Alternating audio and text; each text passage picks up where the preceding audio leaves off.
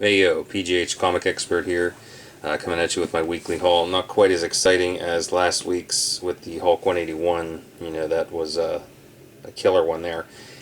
But still some good stuff, so I'll get through this as quick as I can. Doesn't look like my camera has a lot of battery life left. So this happens also to be the third time I've shot this video because my son decides that he's going to continue to talk while I am shooting. Alright. So Darth Vader #1, Star Wars #1. Found these at Five Below today when I was looking for a cheap cable. Whole big display of Star Wars there. These have $8.99 price tags on them, and they're also newsstand variants. So I don't know where the $8.99 came from. I've never seen these for more than $5.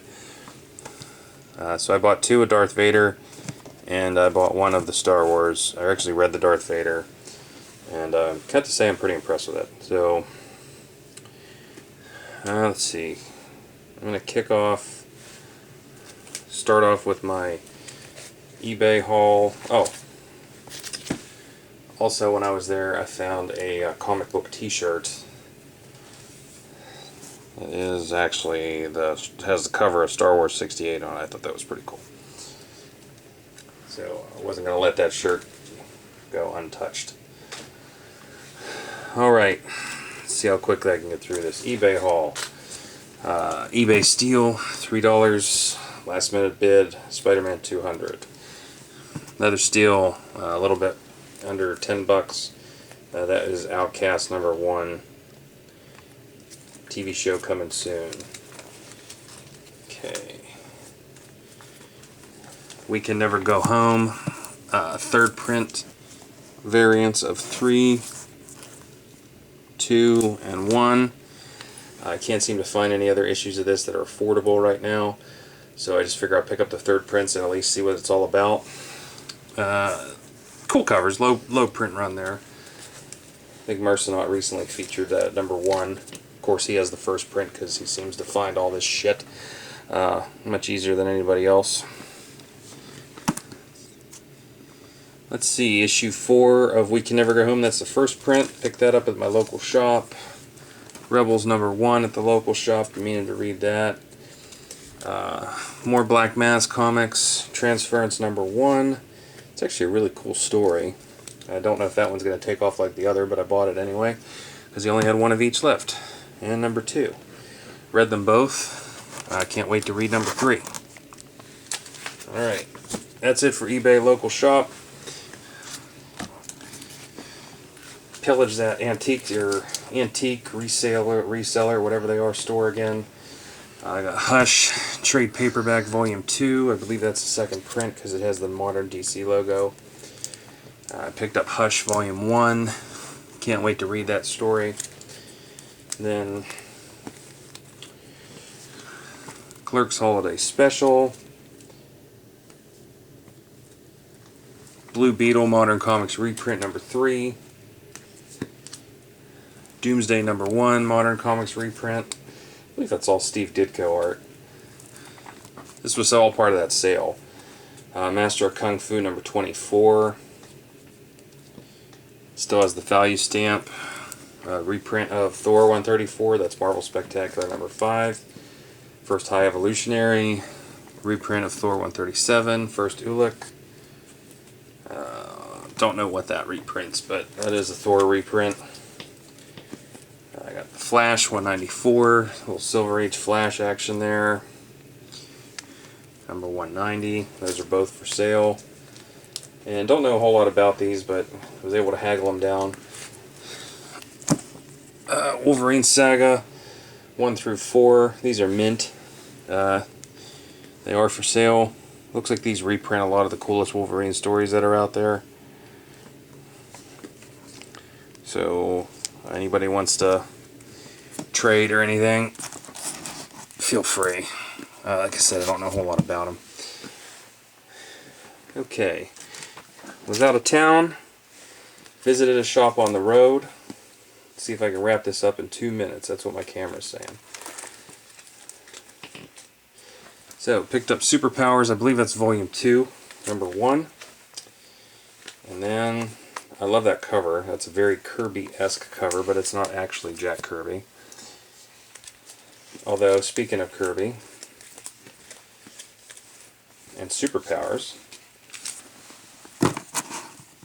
I picked up 1 through 5, the whole series, and that is Jack Kirby. If you could see the signature there, that is Jack Kirby artwork.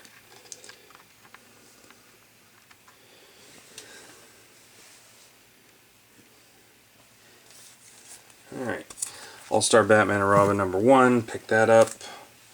I found a Golden Age Wilbur's America's Son of Fun for $1. Love those old Golden Age Archie magazine type books. I wasn't going to let that sit there. Of course, that book has its issues. It's got some water damage to it. But again, it was $1. And some cool ones here. We got DuckTales #1. That was $1. I loved collecting the Duck books.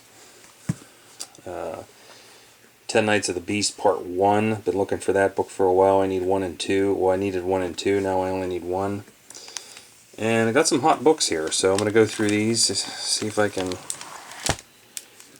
Camera says my battery's dying. Let's see if I can give more power.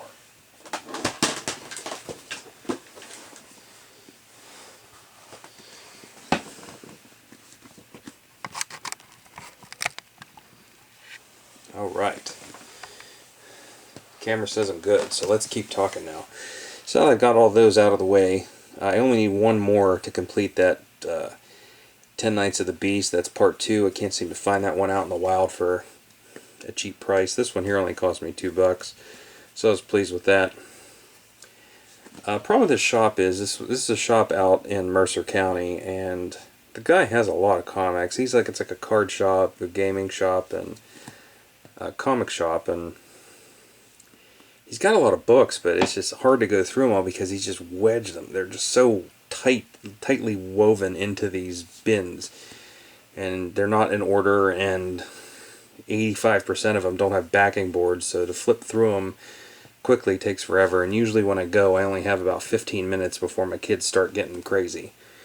So I did find a couple of these in the back stock, the ones I just showed you, and then I have some ones here out of the case, and that he had way underpriced.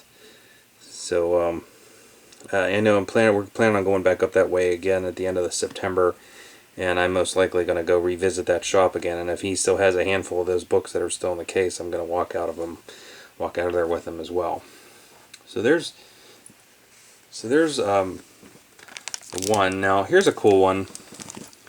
This is actually Secret War Part 2, or Book 2. That is the first appearance of Daisy Johnson. For those of you who watch Agent of S.H.I.E.L.D., it's also Quake, I believe is her hero name. Found that for way lower than what it's going for on eBay right now. So I was pretty happy with that find. Sticking with the S.H.I.E.L.D. and the Avengers, I found the Avengers #28.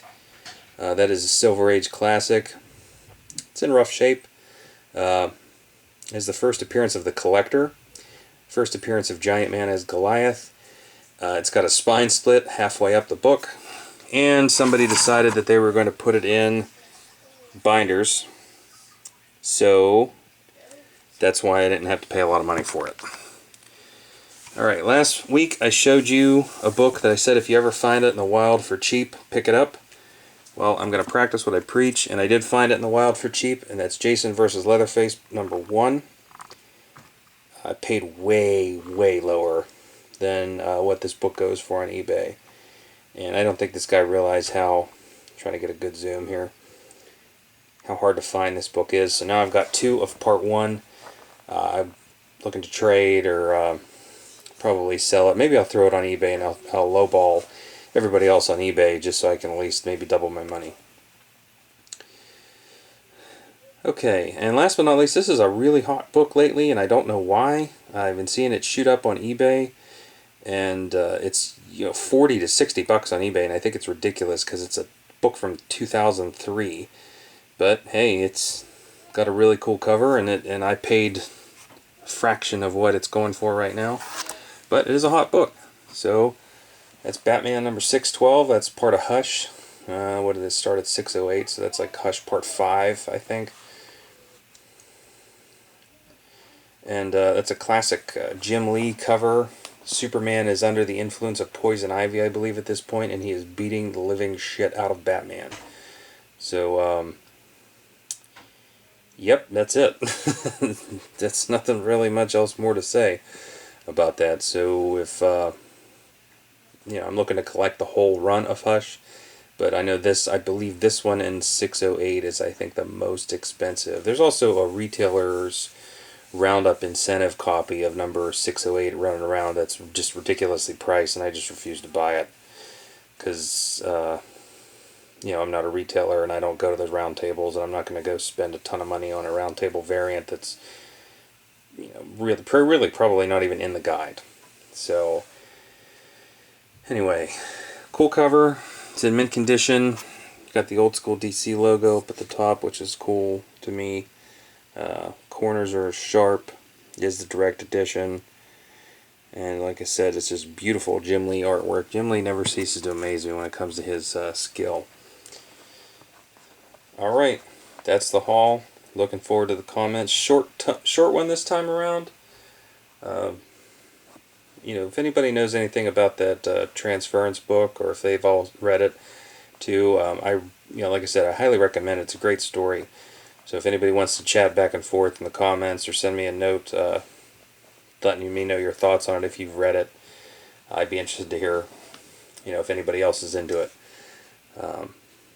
These indie publishers tend to have some good titles to them. I think Boom Studios had one called Irredeemable that I read the first 8 issues, and it was really cool. I just didn't have the time to read the rest of it, but I will eventually. Alright, that's the haul. Those are the highlights. Yeah, keep collecting, guys. Peace.